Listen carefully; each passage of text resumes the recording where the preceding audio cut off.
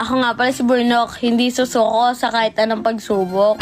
Dito nga po pala ako natulog kila boss. Katabi ko nga pala matulog si Neneng. Sinusulit na po kasi namin na magkasama. Kasi uuwi na uli siya bukas. Maaga pala kami gumising nila Ate Jo. Kasi sasamahan nila ang mamili sa bayan. Para sa mga panindang ihaw-ihaw namin. Nahihiyaman na kala Ate Jo. Kasi lagi ko na lang sila naaabala. Kaso wala po talaga akong ibang makakasama. Sana po balang araw makabawi po ako sa inyo. Ang pinapamili po namin ngayon, isaw na manok at isaw ng baboy, dugo, tenga at barbecue. Naniniwala po ako balang araw na may mapupuntahan din po lahat ng hirap ko at tulong sa akin ng mga tao sa paligid ko. Kinontak rin po pala ni boss yung kaibigan niya. Ayan po si Ate Sara. Sobrang sarap niya po kasing gumawa ng pang-ihaw. Lahat po sila nagtutulong-tulong para po maging masarap yung tinda ko.